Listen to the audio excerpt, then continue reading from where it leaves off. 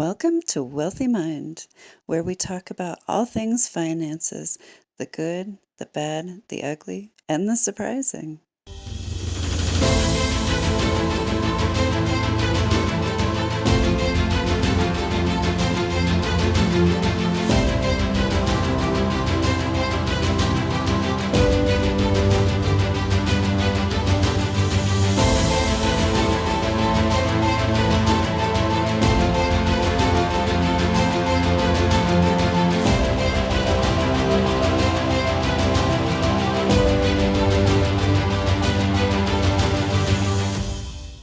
Hello and welcome to Wealthy Mind. I am your host, Misty Rose Gold, International Success Coach. Here at Wealthy Mind, we love to help you create and maintain a wealthy mind. Today, I have a very special guest with me, Myra Salzer. Is that correct? It is correct. All right, girl. Third time is a charm. You guys are in for a treat. This is a very, very, very important topic. It took us 3 tries to get here, so you better listen up because it's a good one. Welcome, Let us Myra. hope it is anyway. Yes, yes. So, Myra, would you please tell the audience what your business is? What do you do? Yeah. The business is the Wealth Conservancy, and we are wealth advisors. And when I say wealth, I don't mean just financial, I mean all kinds of wealth. Would include health wealth and intellectual wealth and spiritual wealth and community wealth and relationship wealth. And so we're coaches on the financial and on all the other aspects of wealth. And we do this for individuals who didn't earn their own money through their own efforts.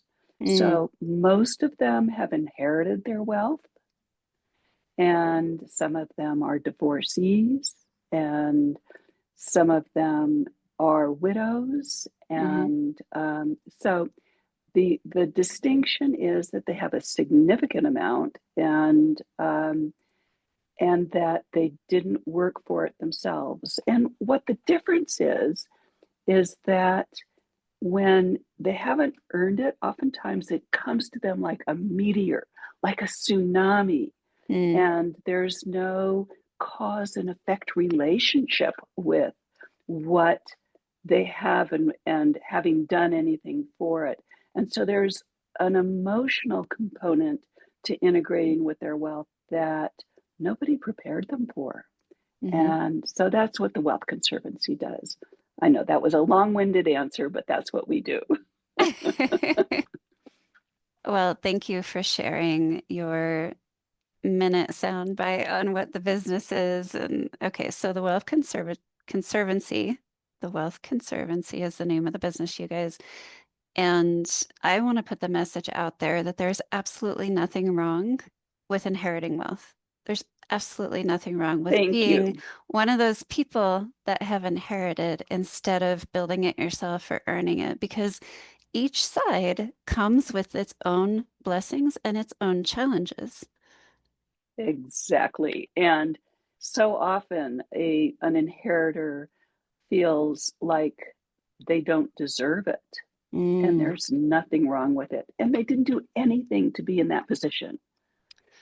yeah, It's and not their fault.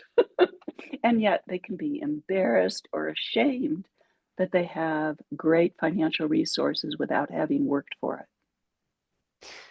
I'm glad that you said that because as a coach, a success coach who works with business owners, that is a common theme with people that I work with. I don't feel worthy. And Mhm. maybe that will help my listeners and the business community understand that we're all people.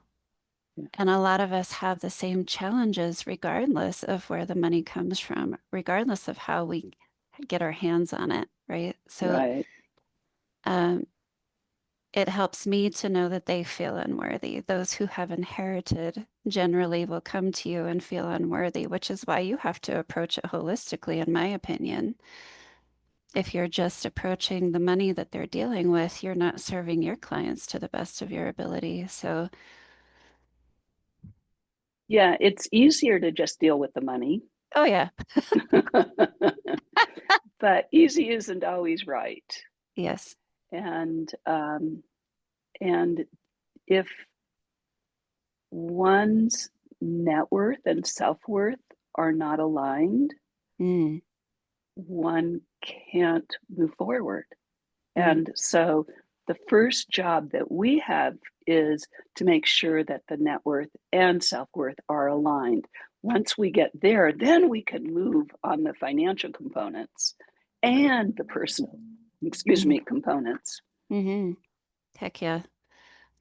I love that you approach it in that way, that it's not just about the money because there's a person attached to it. And that's I'll how be I, frank that this keeps falling out, it's okay. and that's why we are doing this for the third time. But I have to tell your listeners, I'm sorry, this is just not typically me fixing this, and they just aren't fitting the way I want, but I want to hear you so badly. So there we are, listeners. I'm sorry, this is kind of awkward, but that's the way it is. It's okay. So, my listeners can't see you, but she's using earbuds. We've had some technical difficulties of getting the sound quality right for you guys. So, thank you for saying something and just, it's important to both of us that we are producing a good episode for our listeners. So, thank you for that. And again, we're not perfect. Nobody is, and we don't have to show up perfect. And that's how I always encourage my people or anybody that's in my orbit, like, just show up, do your best, and it'll work itself out. So it has served me well over many decades, and it will continue to do so. And I appreciate you showing up and us just figuring it out and doing our best. And here we are. Yeah. So And here we are, a little bit vulnerable, and that's okay. I love vulnerability. That's how we get things done, you know? Mhm. Like, if we just all stayed surface level, nothing would truly get done. We wouldn't have the impact. We wouldn't be able to make the life-changing or let's rephrase that, have the life-changing encounters with our clients, like with my clients and your clients. We're there to bring fulfillment to them. You're coming at it from, the frontline financial, which I kind of do too, but it's business and financial with me. So I want them to be fulfilled, not just have a business, be stressed out, be miserable. I'm like, what's the point? Like, it's the same for people who inherit. It's like, yeah, you can sit on millions of dollars, but if you're miserable and stressed out, again, what's the point? So, Exactly. yeah. And there's an onus on heirs and people with significant financial resources that they need to manage it. They need to be on top of it. They have this Mm, duty mhm. to do that. And many, I shouldn't say most, but most that we've come across um, have not had any training. There's no school for inheritors. There's no Yeah. club for inheritors, Mm, so there's an expectation that they're supposed to know this, especially with male mm, inheritors, hmm. that they understand and are born with tax law understanding and investment understanding and legal understanding. And guess what? It's not the case. Not so exactly. No, like just because you're a man doesn't mean you're born with the aptitude to understand how to deal with finances and deal with a large sum of money or run a business for that matter. Like it just, that assumption is so rampant in the business community too. The financial community, the business community, it's everywhere. It's like, well, of course you know how to do that. Well, not necessarily. Exactly. Exactly. And I think it's more difficult for men to ask for help. Hmm. Hmm. Yeah, because they're used to the assumption of people, everybody around them, expecting them to know, expecting them to figure it out. So, um, I fall into the vein of working with a lot of men because I can create a safe environment for them to bounce business ideas off of, bounce financial challenges off of, bounce their personal development stuff off of, and really work toward them feeling fulfilled and getting their stress levels reduced and being able to move their business forward. But again, it takes that safe space for a person to really just drop their guard and say, you know what? I don't have to do this alone. I don't have to Right. know everything. I don't have to have all the answers anymore. Oh my God, I can breathe, right? So I see that that's what you bring to the table for the inheritors is creating that safe space for them that says, you're not subhuman, you're not anti-human, like you're human. We're here to help. We're here to help you figure it out. We're not going to bash you for not knowing the answers. What you're experiencing is normal. And you're going through the stages as everybody needs to. Mm, that's good. You know, that's like the biggest thing is to feel like you're not alone. Yeah. I just had that conversation on a pre-interview this morning with a marketing expert, and he was like, this is what's happened this year in my business. And I'm like, listen, you're not alone. Right. Because of all the changes with the tariffs and in the White House, people just got really tight with their fists around their money, but they have to open it at some point, right? So I told him, I said, I've told myself and everybody else, just wait until fourth quarter when they get the holiday bug. Their Mhm. hands will open. They'll realize that they can move forward and still perform and do life and do business. And, you know, the mindset will shift. And he was like, I'm already seeing the trend. I'm seeing an Yeah. uptick in, you know, new clients coming in. I was like, good, awesome. But remember, you're not alone. There's so many business owners that I've had to talk through this process with this year. And then myself, you know, figuring out different ways to keep the revenue up as things shift, right? Being able to see the writing on the wall and pivot. So, Yeah. And during those slow times, during those down times, they can be such opportunities to look at how to do mm, it differently hmm and how to solve that problem so that, and it hmm can open up tremendous doors. definitely. So I love that you tell your clients that they're not alone. So not alone. And, Mm-hmm. one of the wealths is the capital of community. And having that connection with others and knowing you're not alone and being an inheritor can be a really lonely position. Being a widow and not and getting significant assets and not knowing how to do it or who to trust or Mm-hmm. how to trust them, Mm-hmm. it's very lonely. Who do you ask? Oh, Mm. gee, I have so much money, I don't know what to do. You can't do that. You can't ask somebody for help in that regard. Yeah, just the general public will roll their eyes. Yeah, I wish I had that problem.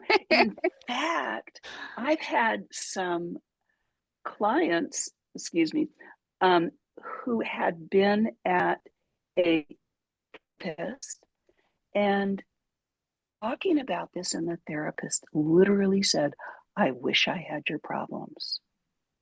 Mm, mm. Yeah, that's Say not that what it, they need to hear. say that again, the whole thing.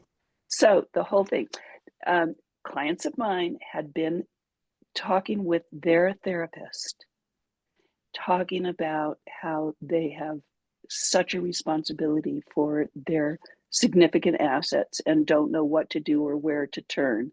And the therapist said, "Gee, I wish I had your problems." Dang.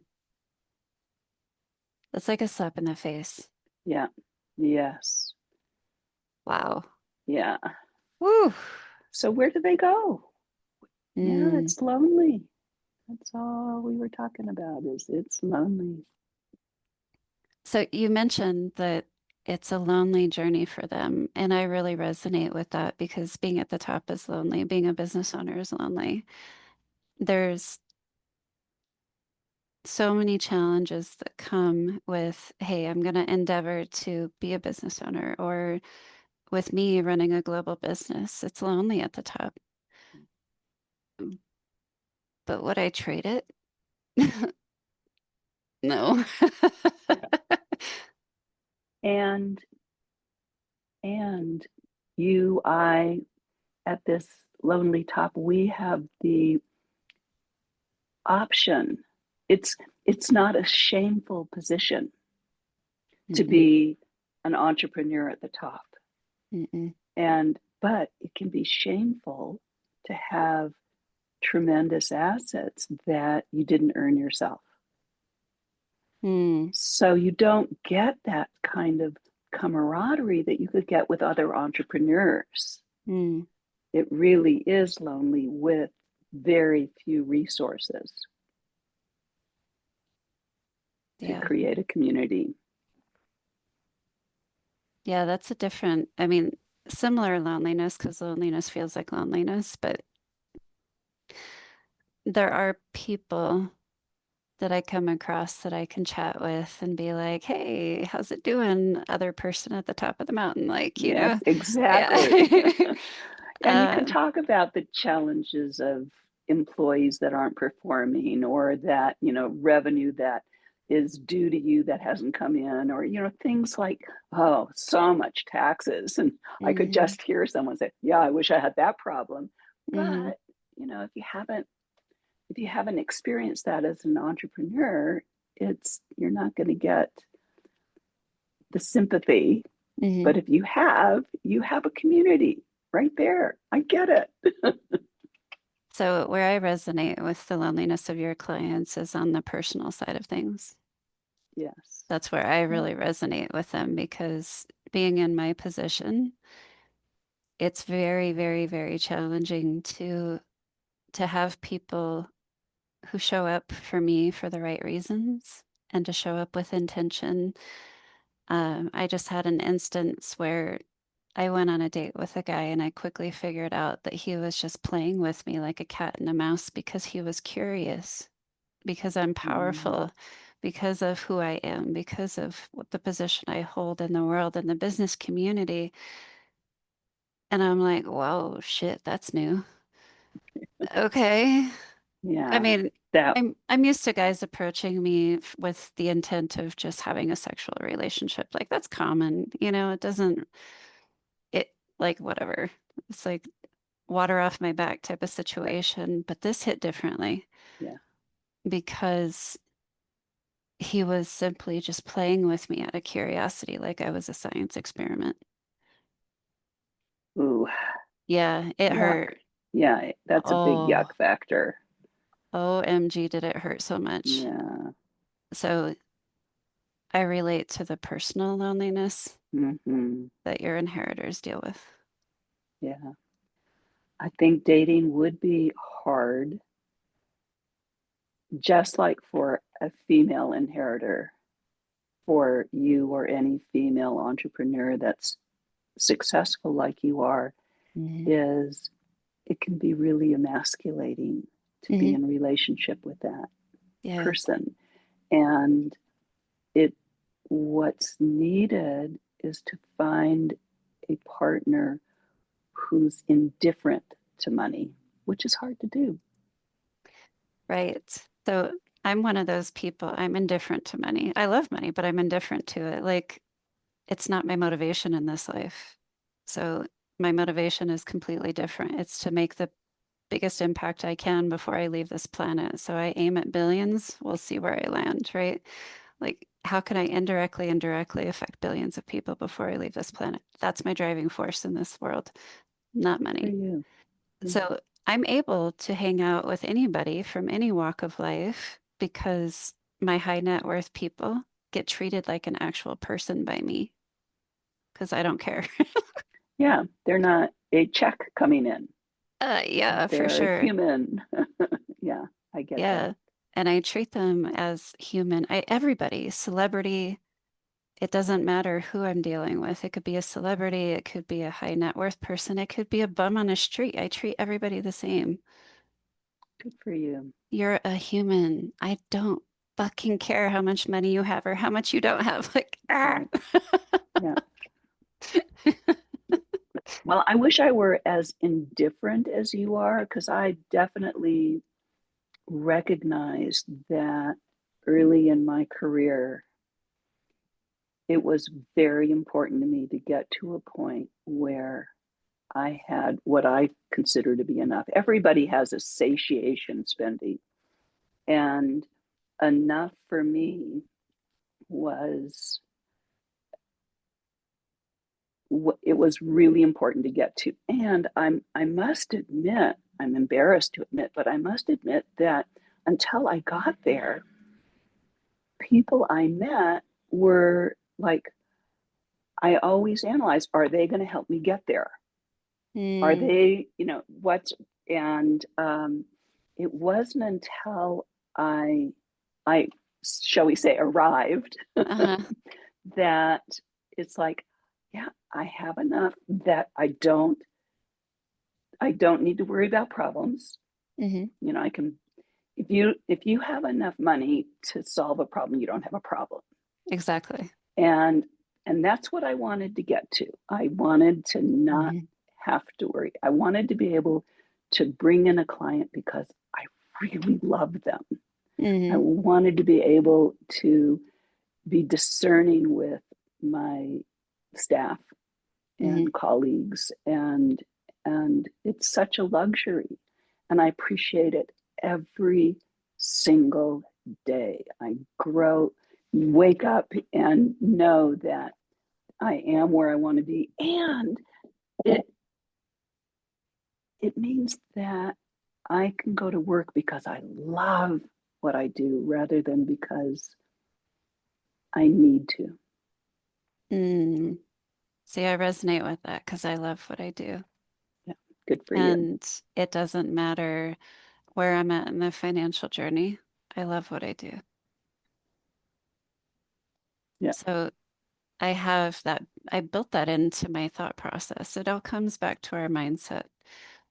So I decided very, very early in life that I was going to be fulfilled no matter what. good for you. Yeah. Yeah, I like that. Where did you grow up? In Denver, actually. Ah, Hmm. Yes. okay. Oh, by the way, Myra's company is in Boulder, Colorado. So do you work with people nationally, internationally? Yeah, definitely nationally. We have a couple international clients, and I must, disclose that international tax law is not my expertise. So we do have to hire out for Hmm. those issues. Hmm. But definitely in the US. And of course, we work with our clients on estate planning, which requires an attorney in each state that our clients exist. So we have quite a network. Mm. But accounting, therapy, um, philanthropy, all of that can be done Zoom wise. Hmm. And so the only thing that really requires working with someone in the state where our clients are is that attorney. Okay. All right. That works. Well, that can be acquired. So Yeah, totally.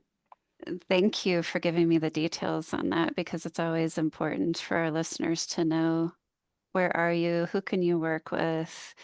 Yeah. So pretty much anybody in the world if they fit the demographic. So Right. your clients are inheritors. So if we have Yeah. inheritors listening and you Yeah. guys are interested in learning more, you can always reach out to Myra and her staff. Thank you. Hmm. Yeah. And we also, if you don't mind me plugging, we Oh, also God, have no. um, a program that doesn't require an ongoing retainer based relationship. It's called Way into Wealth. And it's an 8 session program with my colleague Melissa Hoyer, who has developed, she's both a CFP, a certified financial planner, and a life coach. And she's developed a program to enable participants, and it's a one on one Zoom Mhm. call to enable them to understand what is their relationship with wealth, what is their relationship with money. And in getting that understanding in only 8 sessions, they can then move forward with the decisions they have to make and the actions they have to do. Mm, that's wonderful. It's a part of the work that I do as well. So it's really important to dive into what is your relationship with money. So I'm just going to give one little thing away for the audience on that score. Yeah. What was going on in your home when your subconscious was forming financially?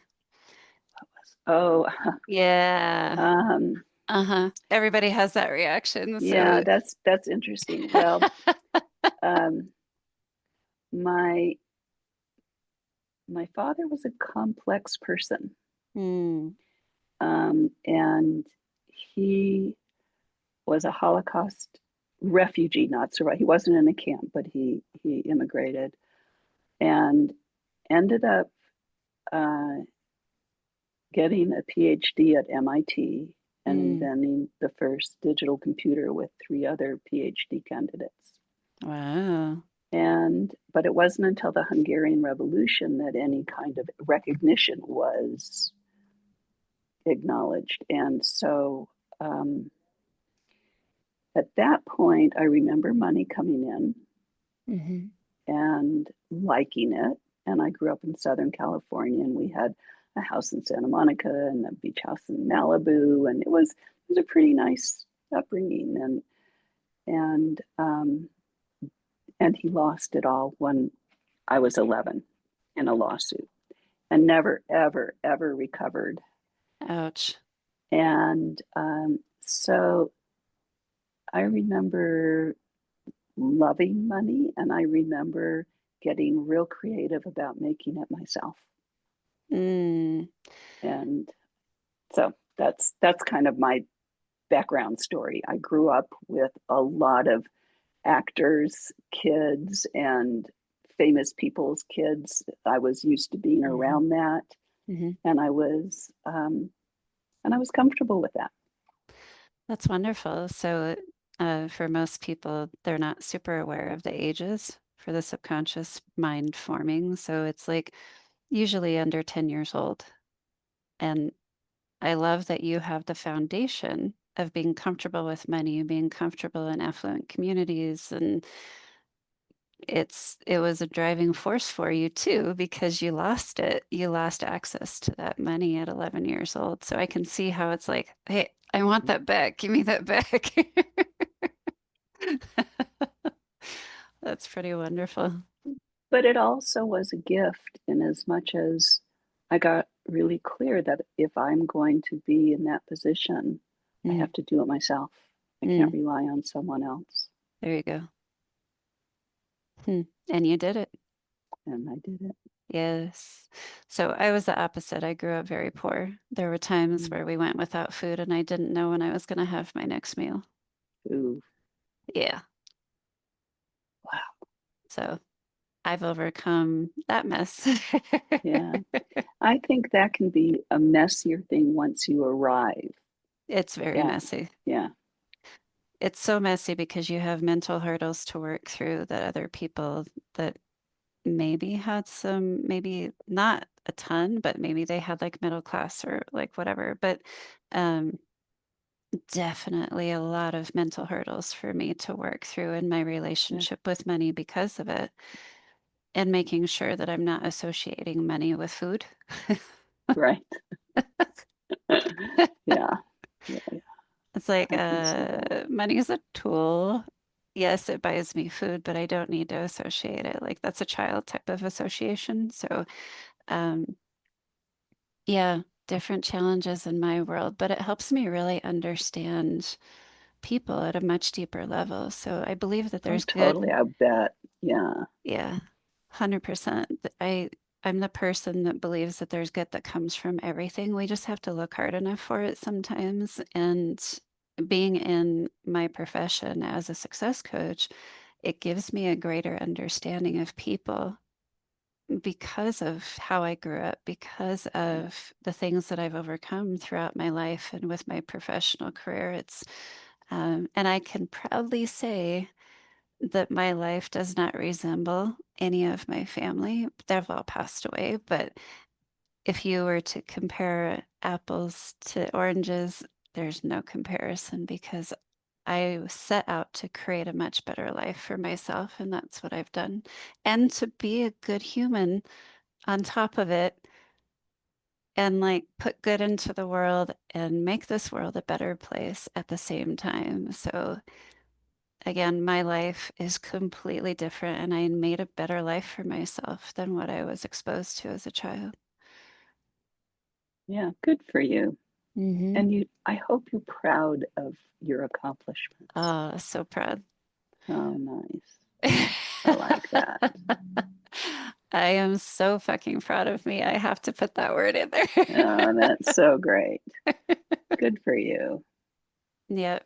And continuing on the path, like my life isn't over. It's not over till it's over, right? So just continuing that journey and what more good can I do with my life? What else can I accomplish? And how much more can I be fulfilled in this life? That's like one of my focuses is that daily fulfillment. So super focused on that and it keeps me smiling most days. Mm, good. Yeah. So I like that our stories are opposite. Yeah, I think it they are. And what is remarkable about you is that you know you deserve what you've accomplished. Mm. There's no guilt. There's no shame. There's no you this is what you wanted to do and of course you're going to do it. You made it. You manifested it. I mean, it just yeah. And a lot of effort. And there's nothing wrong with that either. The effort is really kind of the fun.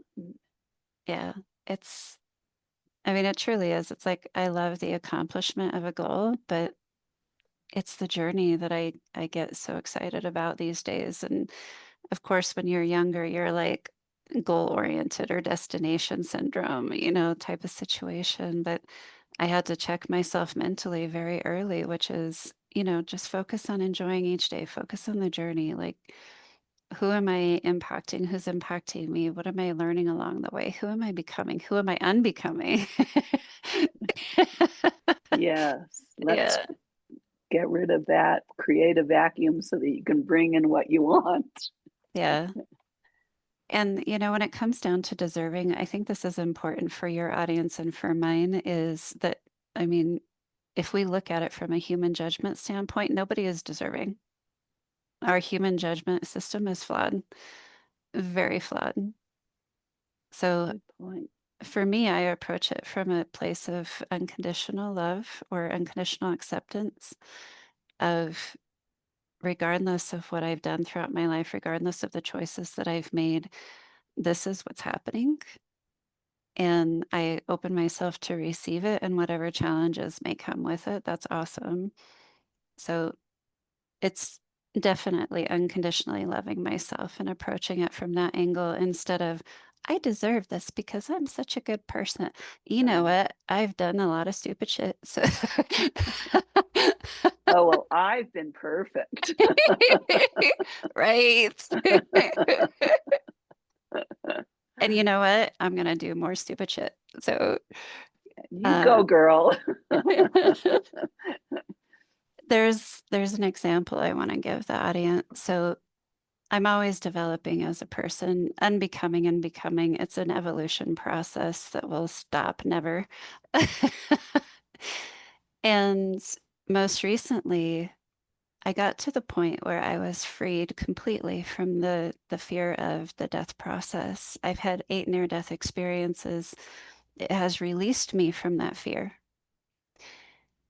And I'm super grateful to be free of it, but now I'm free of consequence, which Mm. brings up its own challenges.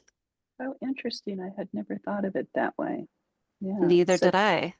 yeah, I guess not.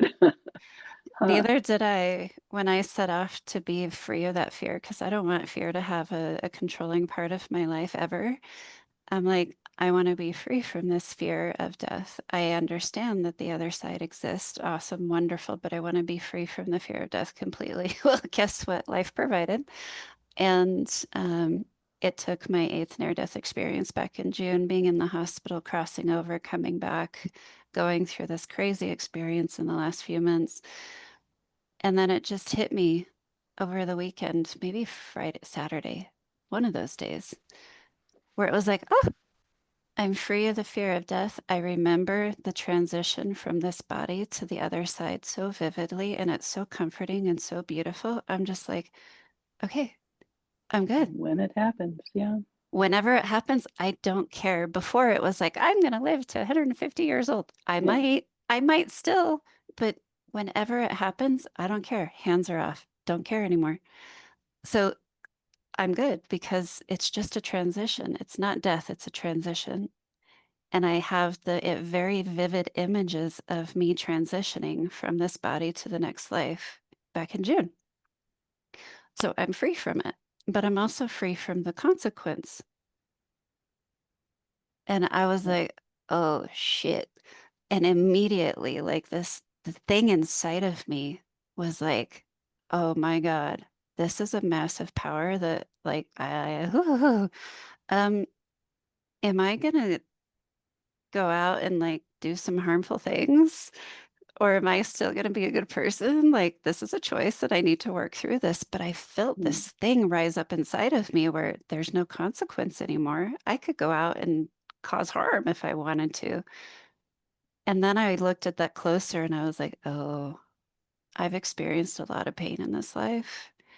And there was a part of me that wanted to seek revenge that did not come out until I was free of consequence. And I was like, uh, well, let's get this revenge out of me uh, because this is not necessary. This is not going to be a necessary part of my world. So, like I said, I'm human. I do stupid shit. I don't aim for perfection ever, but I'm authentic and I'm honest with the not so good parts of me when they surface. And I'm like, okay, okay, I'm not going to seek revenge. I'm not going to go harm people because of it, but I want to release. I want to acknowledge that desire for revenge and release it. right, And it took that one moment of being free from consequence of death to release that thing from me, to expose it. I was like, oh, okay. And then it took me unconditional love for myself to keep me on the same track moving forward because I could really judge myself for that one. yeah, I could see that. Yeah. Yeah, I could really judge myself for that one. So I'm curious if you've connected with other people who've had near-death experiences Mhm. and if their experience mirrors yours at all. I've listened to a lot of stories.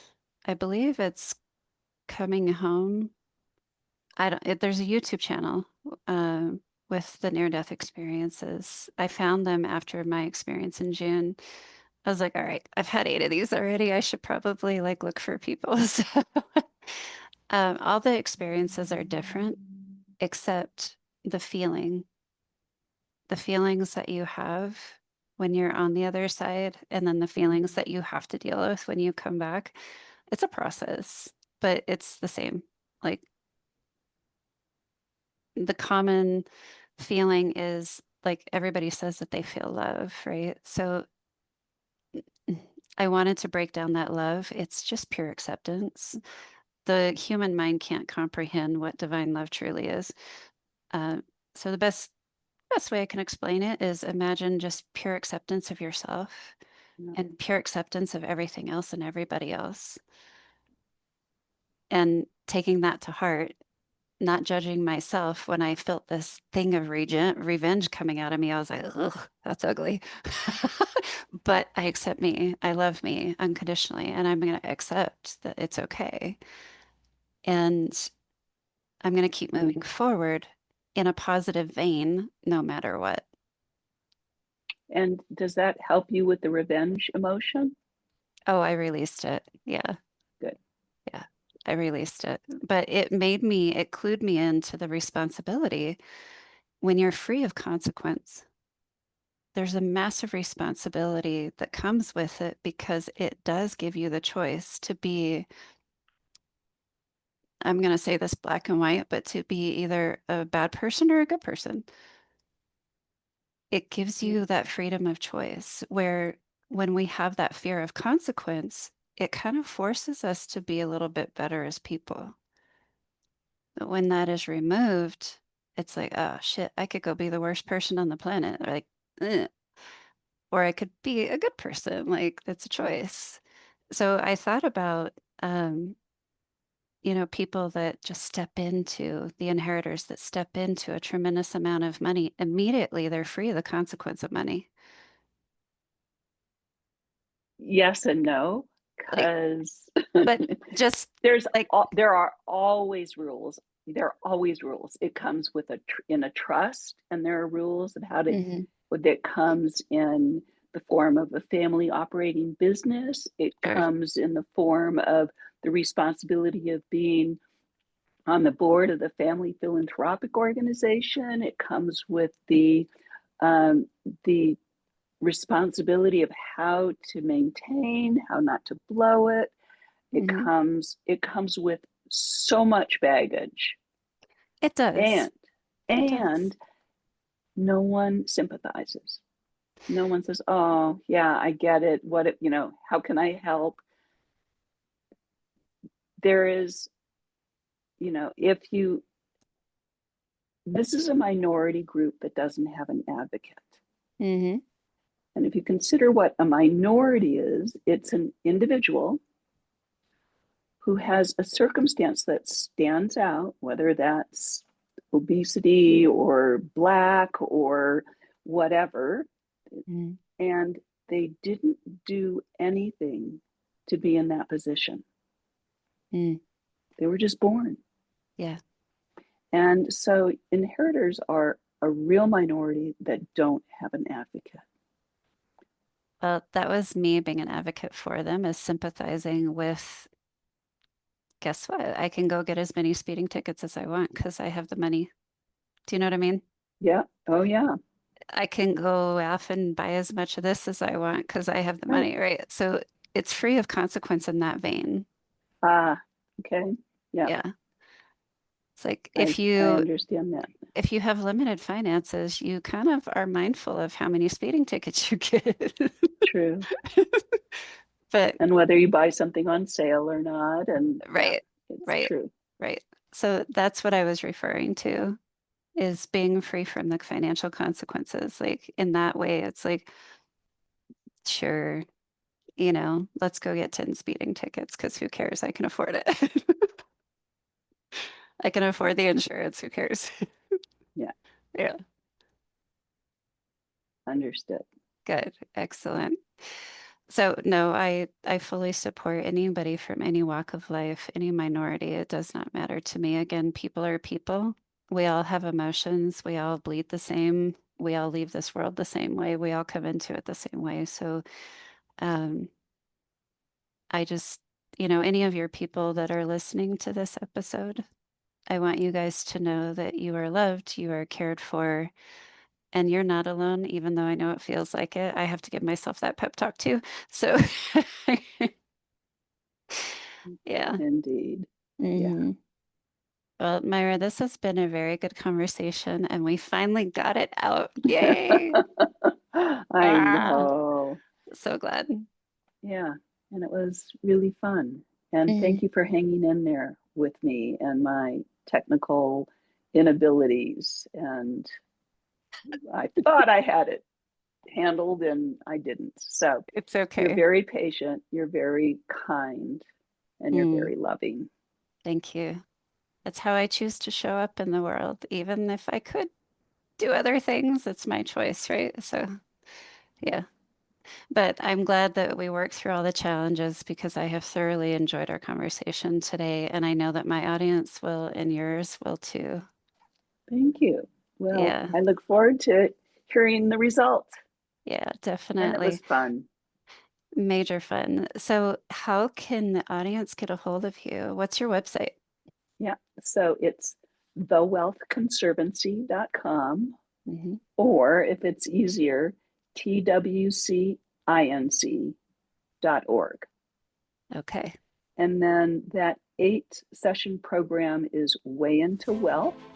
Mm, very nice. Well, you guys will have access to all this in the description on our end, which will be great. So make sure to reach out. If you are an inheritor, please reach out to Myra and her staff. Like, you need a safe space. Oh, thank you. And anyone can just sign up for 30 minutes on my website, and we can have a private conversation. Good. Excellent. I love that. And any parting words for my audience? Yeah, for those who are inheritors, you're not alone. And for those who aren't and wish they were, you know, be careful of what you wish for.